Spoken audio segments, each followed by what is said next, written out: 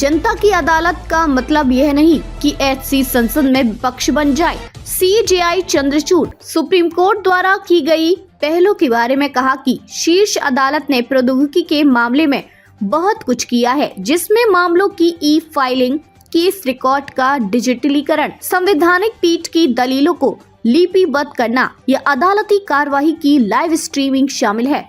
भारत के मुख्य न्यायाधीश DY चंद्रचूड़ ने शनिवार को कहा कि सर्वोच्च न्यायालय की भूमिका जनता की अदालत के रूप में बनाए रखा जाना चाहिए।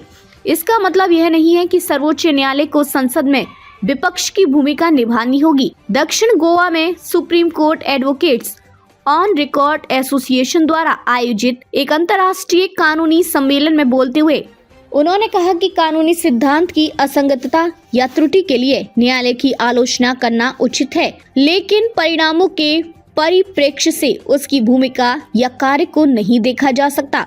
उन्होंने कहा, उच्चतम न्यायालय की न्याय तक पहुंच का प्रतिमान पिछले 75 वर्षों में विकसित हुआ है और कुछ ऐसा है जिसे हमें नजरअंदाज नहीं करना चाहिए। न्यायमूर्ति चंद्रचूड़ ने कहा कि जब समाज बढ़ता है, समृद्ध और संपन्न होता है, तो ऐसी धारणा बनती है कि आपको केवल बड़ी बड़ी चीजों पर ही ध्यान देना चाहिए। हमारा न्यायालय ऐसा नहीं है। हमारा न्यायालय जनता की अदालत है और मुझे लगता है कि लोगों की अदालत के रूप में शीर्ष न्यायालय की भूमिका को भविष्य के लिए संरक्षित रखा जाना चाहिए। उन्होंने कहा, अब जनता की अदालत होने का मतलब यह नहीं है कि हम संसद में विपक्ष की भूमिका निभाएं। प्रधान न्यायाधीश ने कहा, मुझे लगता है विशेष रूप से आज के समय में उन लोगों के बीच एक बड़ा विभाजन है जो सोचते हैं कि जब आप उनके पक्ष में निर्णय देते हैं तो उच्चतम न्यायालय एक अद्भुत संस्था है और जब आप उनके खिलाफ निर्णय देते हैं तो ये एक ऐसी संस्था है जो बदनाम है। न्यायमूर्ति चंद्रचूड़ ने कहा,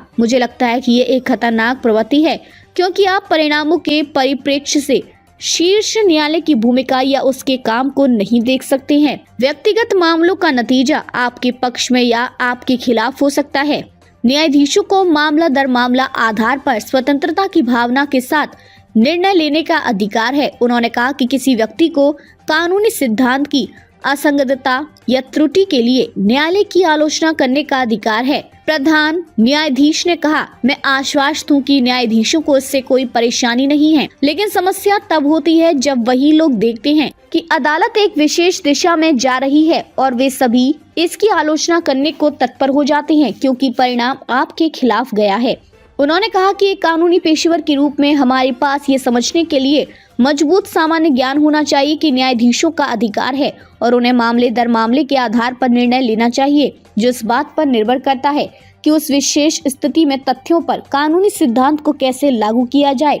उन्होंने उच्चतम न्यायालय द्वारा की गई पहलों के बारे में कहा कि शीर्ष अदालत ने प्रौद्योगिकी के मामले में बहुत कुछ किया है, जिसमें मामलों की ई-फाइलिंग, केस रिकॉर्ड का डिजिटलीकरण, संवैधानिक पीठ की दलीलों को लिपिबद्ध करना या अदालती कार्यवाही की लाइव स्ट्रीमिंग शामिल है। उन्होंने कहा कि हमारी अदालती कार्यवाही की लाइव स्ट्रीमिंग इसके विपरीत पहलुओं के बावजूद परिवर्तनकारी रही है।